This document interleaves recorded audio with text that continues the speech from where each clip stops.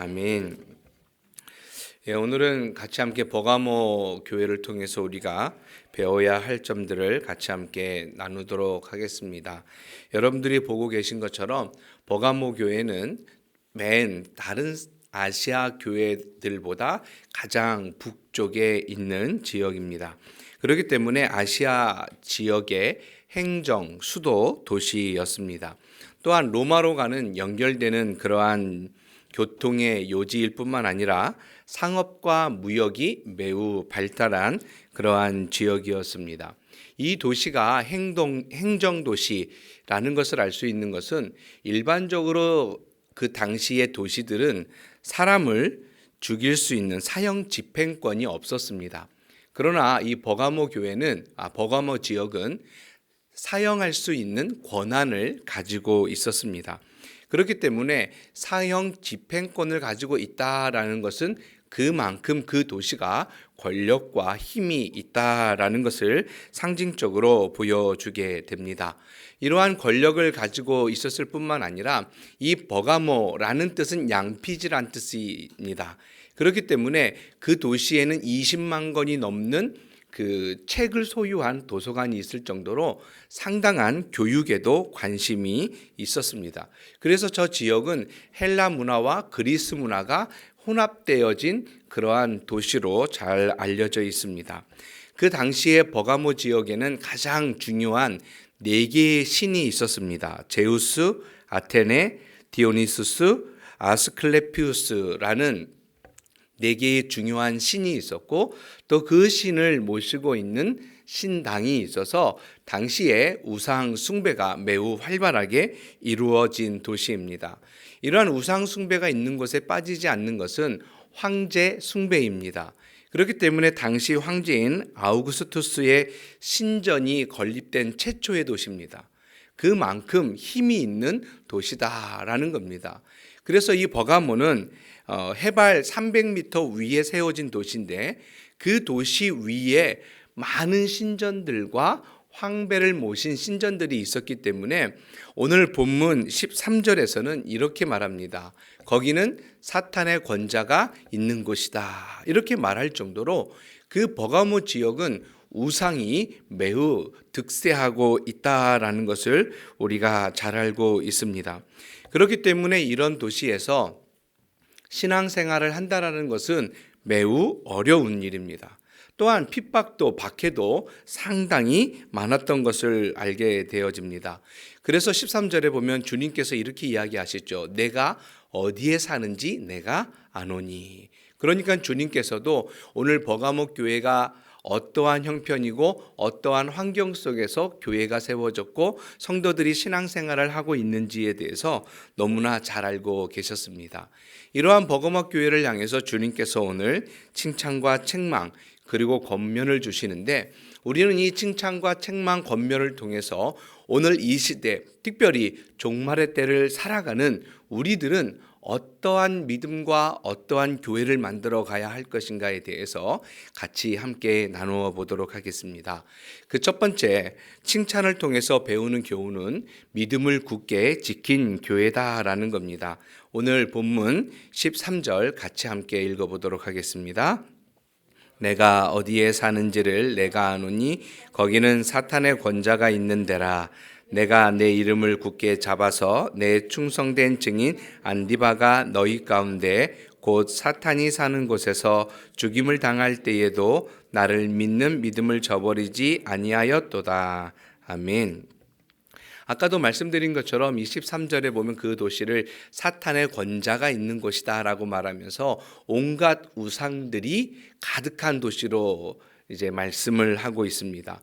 그러니까 이렇게 생각하시면 됩니다. 대문을 딱 열고 나가면 뭐가 보이는 겁니까?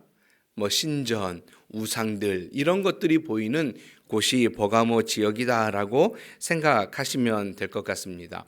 여러분, 이러한 곳에서 우리의 믿음을 지키는 것이 쉬울까요? 어려울까요? 매우 어렵습니다. 여러분 그렇잖아요. 이 사람도 우상을 섬기고 저 사람도 우상을 섬기고 그것이 참신인 것처럼 섬기는 대부분의 많은 사람들이 있는 그곳에서 내가 하나님을 섬기고 다른 신을 섬긴다라는 것은 매우 어려운 겁니다. 예를 들자면 조선시대에 누군가가 예수 그리스도를 믿는다면 어떻게 됐을까요? 그것은 살아남지 못할 일이죠. 그것처럼 당연하게 우상이 우리의 신인 것처럼 여겨지는 그러한 곳에서 예수 그리스도가 우리의 구주이시고 하나님만이 유일하신 분이다라는 것을 믿고 따라가는 것은 그만큼 어렵다라는 겁니다. 그런데 그러한 도시 속에서 한 사람, 누구를 말하고 있습니까? 안디바라는 사람이 오늘 소개하고 있습니다. 그가 누구인지는 정확하게 알 수 없습니다. 그런데 초대 교회의 전승에 따르면 그는 버가모의 감독으로서 도미투니스 황제 때에 핍박과 박해를 받아 잡히게 됩니다. 그래서 그가 어떻게 죽게 되냐면 아주 벌겋게 달군 노새 황소 그 위에 안디바를 앉힙니다. 그래서 어떻게 하는 거예요? 태워 죽이는 겁니다. 그렇게 순교를 했다라고 이제 전해지고 있습니다. 우리가 이 안디바가 어떤 사람인가라는 것을 아는 한 가지 단서는 13절에 뭐라고 말하고 있습니까? 내 충성된 증인이다 이렇게 말합니다. 이것을 그냥 풀어 해석을 하면은 신실한 순교자였다라는 것을 말하고 있습니다. 이교도적인 환경 속에서 자신을 하나님에게 온전히 맡기고 그 주님만을 따라가기로 고백하며 신실한 믿음을 가지고 순교했던 사람이 바로 안디바라는 것을 우리가 잘 알 수 있습니다. 그러니까 그는요 하나님을 결코 버리지 않았습니다. 그런 환경 속에서 많은 사람들이 네가 믿는 신이 정말 오라? 네가 믿는 신이 정말 살아있는 신이야? 눈에 보이지 않잖아. 어떻게 그것을 증명해 보일 수 있어? 라고 말하면서 핍박하는 그 시대에 안디바는 신실하게 주님을 따라갔던 바로 충성된 증인이었다라는 것을 말하고 있습니다. 여러분 다니엘 3장에 보면 다니엘의 세 친구가 등장을 합니다. 사드락과 메삭과 아벳느고입니다. 그런데 그 당시에 바벨론에 완 느부갓네살이 한 가지 명을 내리죠. 뭡니까? 큰 금신상을 만들어 놓고 거기에 절하지 않는 자는 다 어떻게 해요? 풀무불 속에 집어 던져 넣는다라는 겁니다. 그럼에도 불구하고 사드락과 메삭과 아벳느고는 어떻게 해요? 절하지 않습니다. 왜요? 자신이 믿는 하나님이 있기 때문에 그 신실한 믿음을 가지고 계속해서 그 믿음을 지켜갑니다. 그때에 이 느부갓네살 왕이 열받은 거예요. 열받아서 어떻게 이야기를 합니까? 어떤 신도 너희를 건져주지 않을 거다. 이렇게 외칩니다. 그때에 사드락과 메삭과 아벳느고가 다니엘 3장 17절에 이렇게 고백합니다. 왕이여, 우리가 섬기는 하나님이 계시다면 우리를 맹렬히 타는 풀무불 가운데에서 능히 건져내시겠고 왕의 손에서도 건져내실 줄 우리가 믿습니다. 이렇게 고백을 하는 거죠. 근데 저 한글 문구가 어떻게 보면 이 사드락과 메삭과 아벳느고가 하나님이 계시다면, 그러니까 불확실한 믿음을 가지고 고백하는 것처럼 보입니다. 그러나 저 고백은 하나님이 살아계신가 아니면 살아계시지 않는가 라는 불확실성 속에서 하는 고백이 아니라 확실한 믿음을 가지고 하는 고백입니다. 왜냐하면 저기서 섬기다라는 동사는 예배하다라는 뜻을 가지고 있습니다.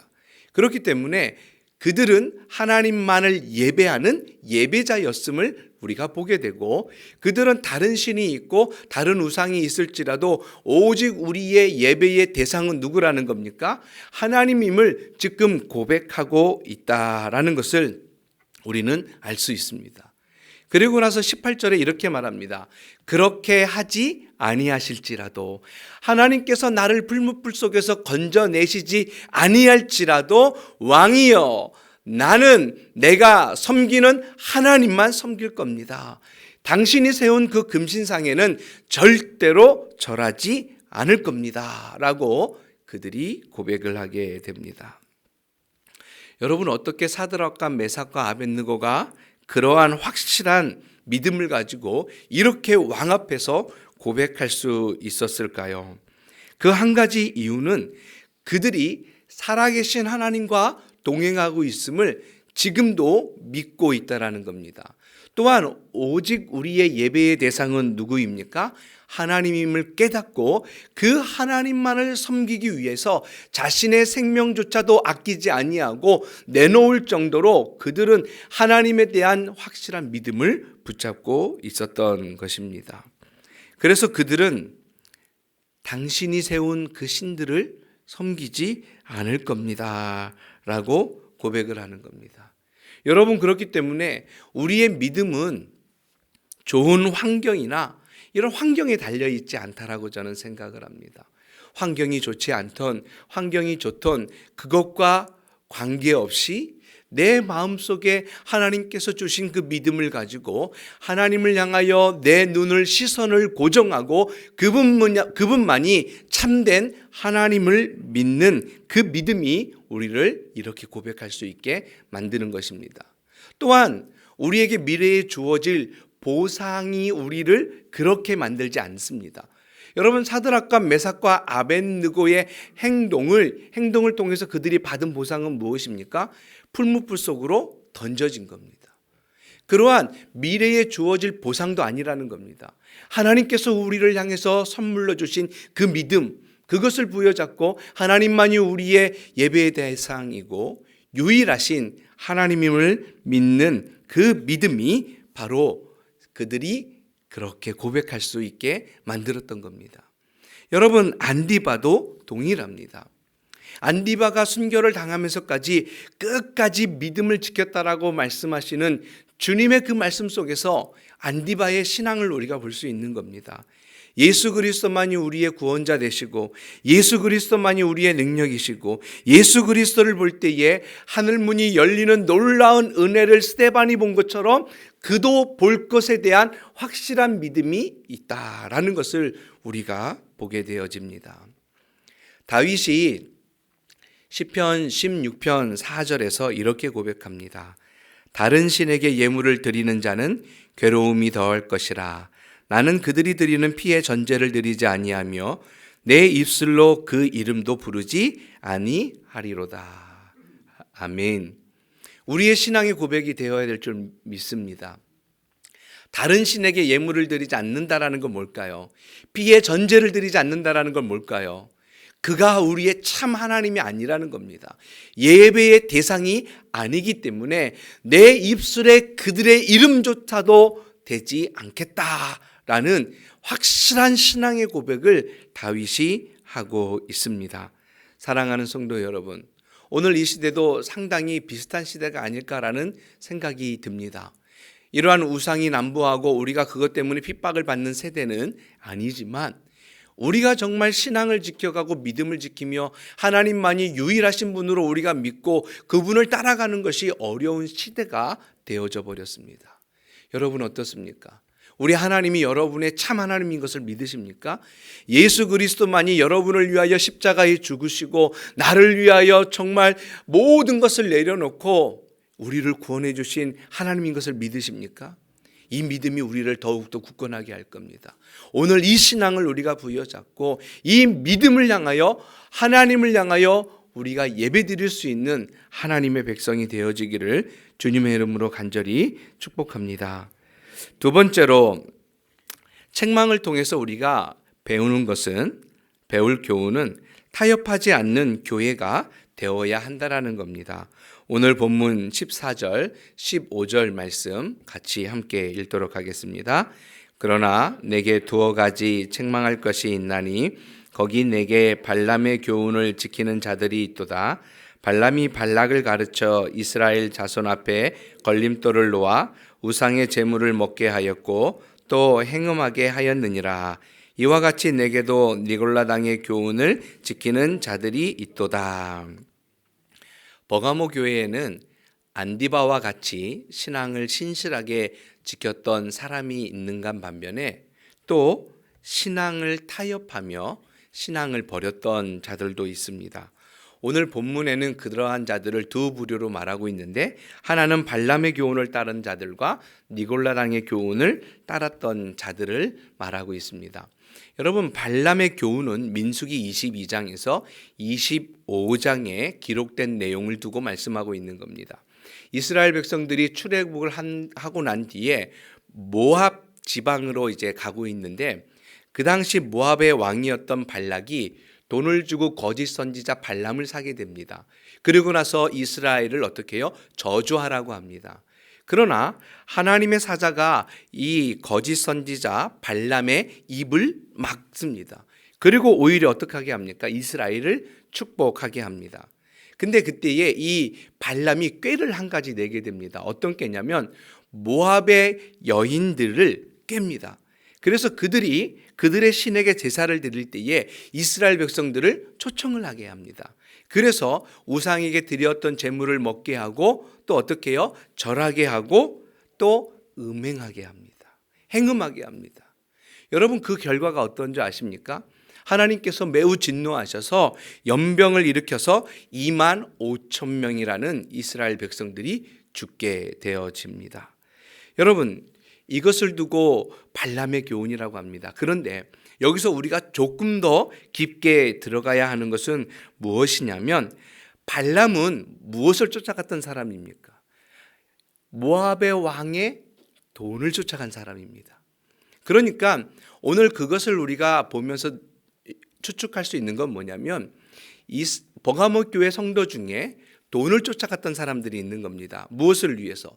그것은 우상이 많은 지역입니다.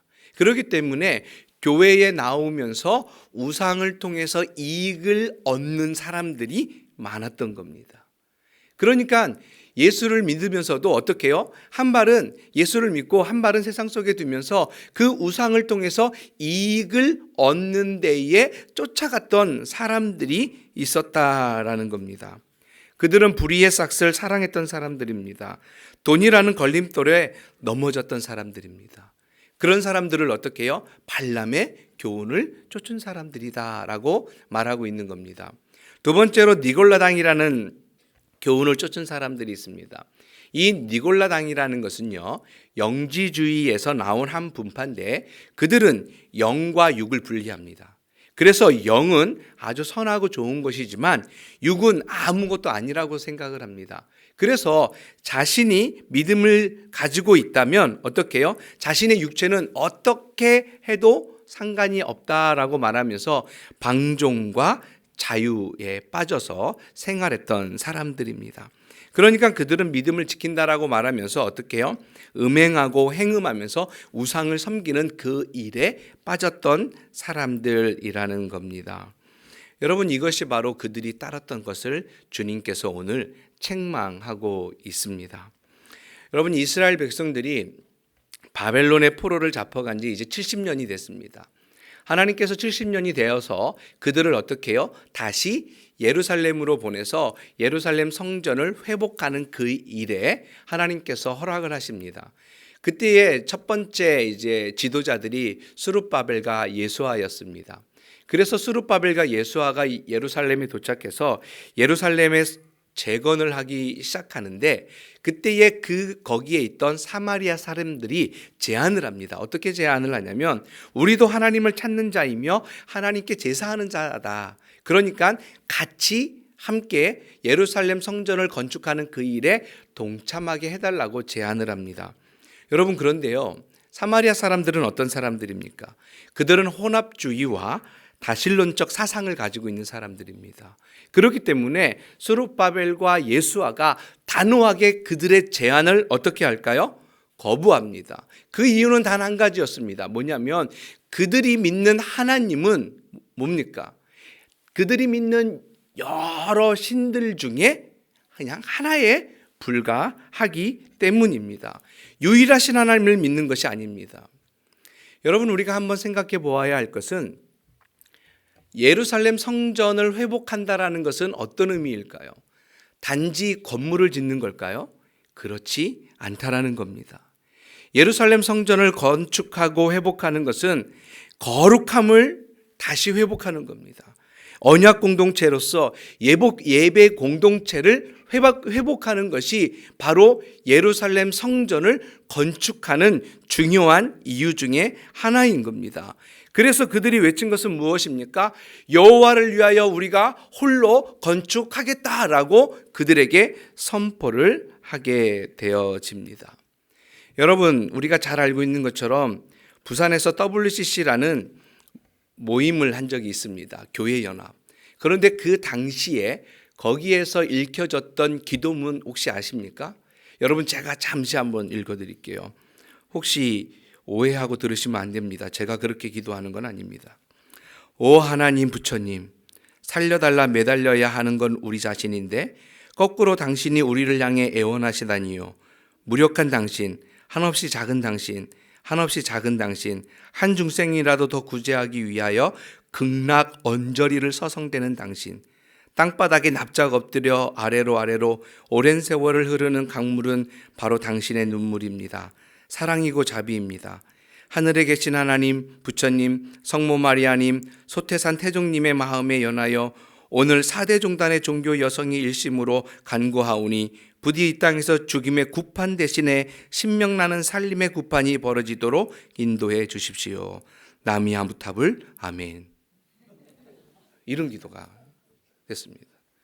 여러분, 이것이 교회 연합입니까? 정말 어처구니 없는 짓들을 하고 있는 거죠. 여러분, 놀라운 일입니다, 이게. 예수 믿는 사람들도 그곳에 있었고, 불교인들도 있었고, 구판을 벌이는 사람들도 있었고, 이것은 종교 연합이 아니라는 겁니다. 여러분, 오늘 이 시대가 점점 이렇게 되어져 가는 거죠. 너희가 믿는 신도 거기 속에서 구원이 있고, 우리가 믿는 신도 너희랑 믿는 결국 똑같은 거 아니냐? 이렇게 외치는 사람들이 너무나 많다라는 겁니다. 사랑하는 성도 여러분, 우리에게 있어서 구원은 오직 한 분 하나님에게 있는 줄 믿습니다. 예수 그리스도만을 통해서 우리가 하나님께 나아갈 수 있고 그분만이 길임을 우리가 깨닫고 결코 종교 연합 이런 것은 있을 수 없습니다. 특별히 우리는 구원에 대해서 매우 단호해야 합니다. 하나님 외에는 구원을 베푸시는 분이 없다라는 것을 우리가 깨닫고 오직 하나님 여호와만을 믿으며 살아가시는 여러분 되기를 간절히 소원합니다. 세 번째로 이러한 상황 가운데 있는 버가모 교회를 향한 하나님의 권면은 무엇입니까? 오늘 회개하라는 겁니다. 16절 말씀 같이 함께 읽겠습니다. 그러므로 회개하라. 그리하지 아니하면 내가 내게 속히 가서 내 입의 검으로 그들과 싸우리라. 오늘 주님께서 그러한 버가모 교회의 상황을 잘 아시고 오늘 말씀하시는 겁니다. 회개하라. 발람의 교훈과 니골라 당의 교훈을 따르는 성도들아, 회개하라. 만약에 회개하지 아니하면 어떻게 해요? 하나님께서 성령의 검을 가지고 그들을 치시겠다라고 말씀하고 있습니다. 여러분, 이 찬양 잘 아시지요? 주님 뜻대로 살기로 했네.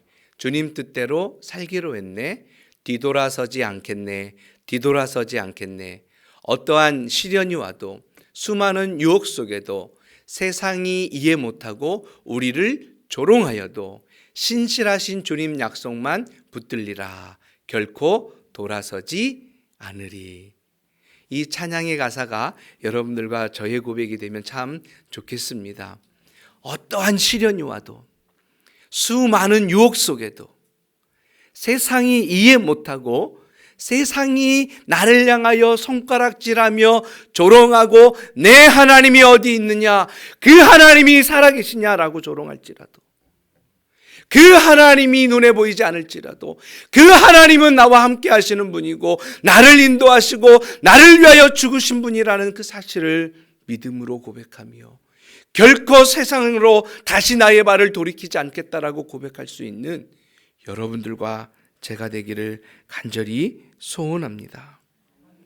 만약에 그렇지 않는다면 하나님께서 그 든 검으로 우리를 치시겠다고, 심판하시겠다라고 말씀하고 있습니다. 당시 버가모 도시의 상징적인 물건이 바로 칼이었다라고 합니다. 그렇기 때문에 이것이 상징하는 것은 무엇입니까, 여러분? 칼이 상징하는 것은 힘이고 정의고 권력입니다. 그들은 자신들의 힘과 권력과 능력을 과시하고 있습니다. 그러나 주님의 검은 세상의 어떤 힘보다 더 강한 줄 믿습니다. 주님의 검은 세상의 어떤 것들보다 더 크심을 믿습니다. 그렇기 때문에 버가모 교회 성도들이 두려워해야 할 것은 로마의 위협이 아니고 세상이 아니고 그들이 가지고 있는 칼이 아니라 그들조차도 심판할 수 있는 하나님의 진정한 능력을 두려워해야 될 줄 믿습니다. 예, 우리도 동일합니다.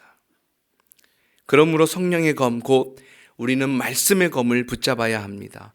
왜요? 히브리서 4장 12절에 보면 그 말씀은 살아있고 활력이 있어 어떤 검보다 예리하여 혼과 영과 관절과 골수를 찔러 쪼개며 우리의 마음의 뜻과 생각을 판단한다라고 말씀합니다.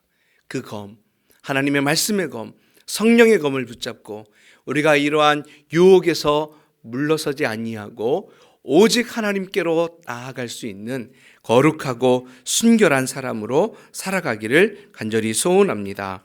이런 세상의 유혹에 이기는 자에게 주시는 축복 두 가지가 있습니다. 첫 번째는 감추었던 만나를 주신다라고 말씀하고 있습니다. 여러분, 이 만나는 무엇일까요? 하늘에서 내려주시는 영의 양식입니다. 즉, 이 떡은 예수 그리스도를 상징하고 있습니다. 그렇기 때문에 우리에게 만나를 주신다라는 건 뭐예요?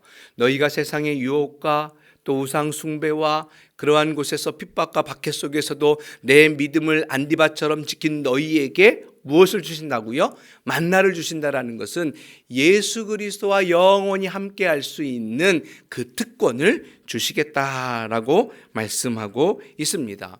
그래서 요한복음 6장 32절에 보면 아버지께서 너희에게 하늘로부터 참떡을 주시나니 하나님의 떡은 하늘에서 내려 세상에 생명을 주는 것이다 라고 말씀하고 있습니다.